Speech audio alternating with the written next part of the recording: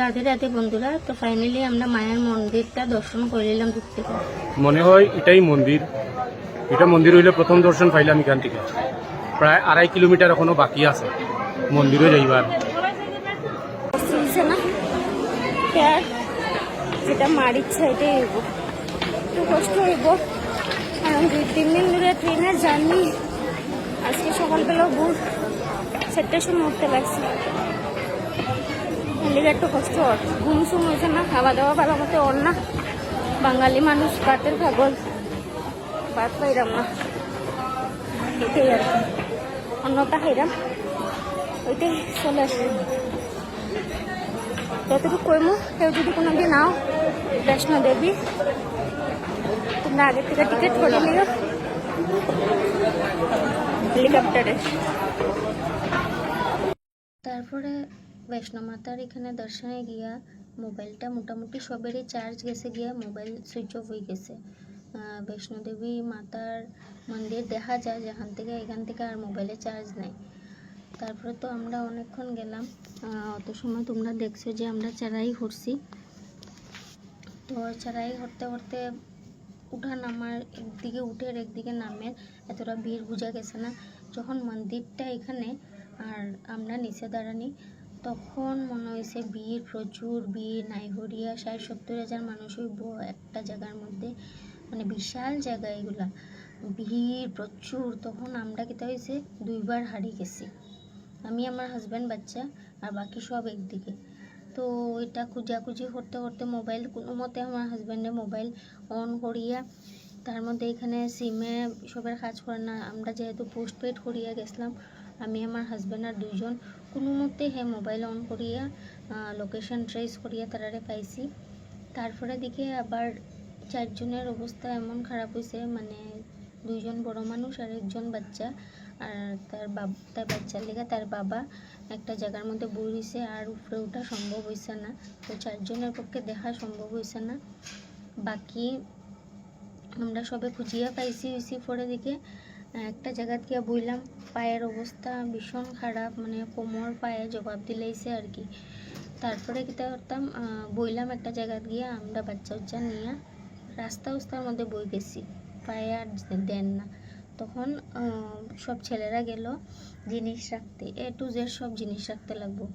Bag, purse, money bag, তোমার ঘড়ি, কোমরের বেল্ট, মোবাইল সব রাখে দিতে লাগবো।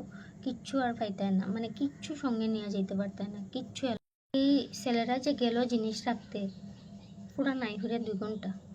আমরা তো তার খবর পাই না, আমরা মানে জায়গা, জিনিস রাখার জায়গার সামনে আমরা বোয়া, মানে কিতা হইতাম, আমরা তার খবর নাই। তারপরে ভাই এলো, আমরা বাচ্চাগুলা উফা সারাদিন ধরে খানি দানি নাই।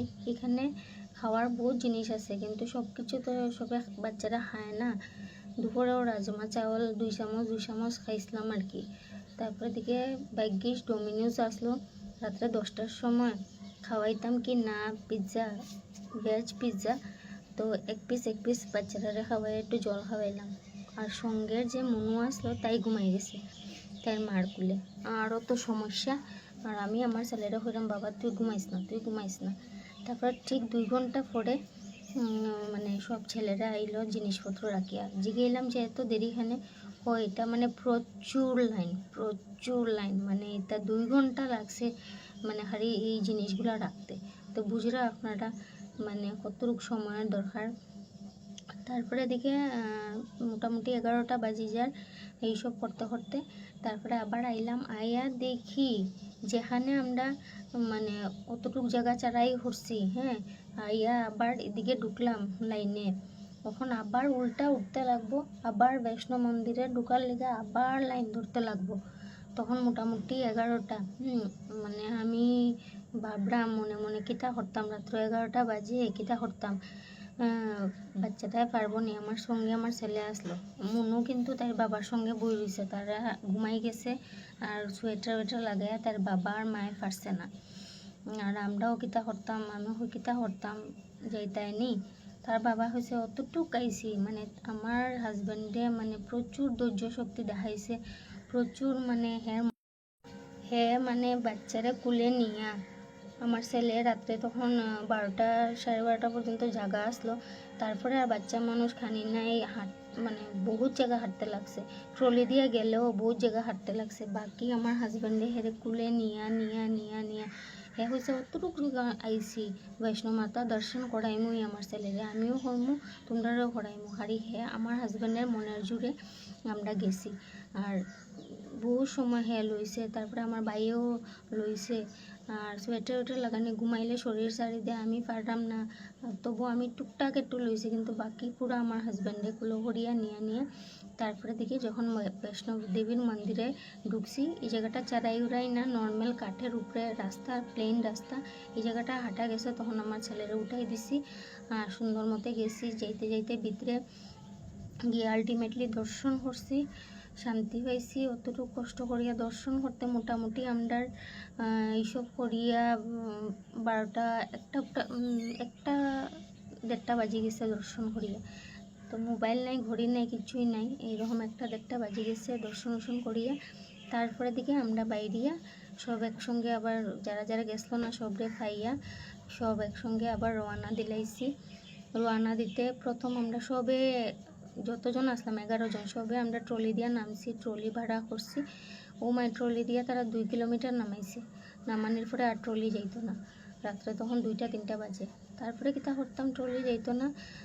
আমার ছেলে আর ওই বাচ্চাটা, আরেকটা বাচ্চা যে, তারাও মনে হয় রাত্রে 2টার সময় মনে হয় 2-3 কিলোমিটার হাঁটছে কুলের মধ্যে বহুত জায়গায় হাঁটছে, নামাতো তো মোটামুটি হাঁটি লাইছে।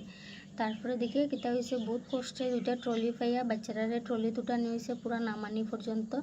প্রথম তারা হয়েছিল উঠানি নামানি ট্রলি দিয়ে, খালি উঠাইছে ট্রলি দিয়া, নামাইছে না। পরে যাই হোক রাত্রে ট্রলি উলি পাইলাম। তো বাচ্চাটাই তো নামে গেছে, হাঁটছে 2-3 কিলোমিটার হাঁটছে আমার ছেলে। তারপরে দিকে আমরা বাকি 2 কিলোমিটার যে ট্রলি দিয়ে চললাম, বাকি পুরা নামলাম হাঁটিয়া। আমার পায়ে তো খালি পায়ে যেহেতু উপরে উঠছিলাম, আর নামার সময় আমার আঙ্গুলগুলা মানে কীরকম মানে পাড়া দিতে পারলাম না, এমন অবস্থা। আর ওই যে আমার হাজব্যান্ড ট্রলির সঙ্গে সঙ্গে বাচ্চার সঙ্গে সঙ্গে নামছে পুরা দৌড়ে দৌড়ে, আর আমি পারছি না, আমার পায়ে আর দিছে না। আমি আস্তে আস্তে নামিয়া গেছি, আমার সঙ্গে ভাই আসলো, আর তারা সব নামে গেছে মোটামুটি আধা ঘন্টা আগে। আমি আধা ঘন্টা পরে নামছি, কিন্তু দর্শন তো করিয়ে আইছি, শান্তি পেয়েছি। তো মায়ের না ডাকলে এখানে তো যাওয়া যায় না, তো ডাকছেন দেখি আমরা দর্শন করছি, কষ্ট করছি, বাচ্চারাও দর্শন করাইছি। তো যখনই কষ্ট হয়েছে হাঁটতে, তখনই যে মাথা দিয়ে হয়েছি, তো একটু শরীরে শক্তি পেয়েছি, পায়ে জোর আইছে।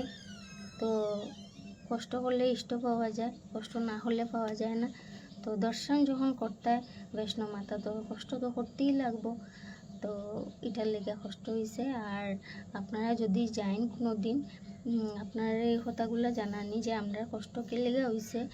যদি যাইন কোনো দিন, সব কিছু ঠিক হয়, অবশ্যই ঠিক হইব। কতদিন লাগবো, সব ঠিক হইব। তখন আপনারা আগের থেকে সব বুকিং করিয়া যাইবা, তখন প্রবলেম হইতো না। আর আমি ওই হিসাবেই গেছিলাম পামসু পড়িয়া, যেহেতু আমরা হেলিকপ্টার দিয়ে যাইমু ঘর থেকে, হেরা কইয়া গেছিলো যে এইখানে গিয়া হেলিকপ্টার টিকিট করবো যত টাকাই হোক। তো আলটিমেটলি হেলিকপ্টার যখন পাইছি না, তখন তো হাঁটিয়েই যেতে লাগছে, ঘুরাও যখন হইছে না। তো হইছে কি কথা, বাচ্চারা থাকায় আর কি একটু কষ্ট হয়েছে। আর দর্শন করতে তো কষ্ট করতেই লাগবো, মায়ের দর্শন কি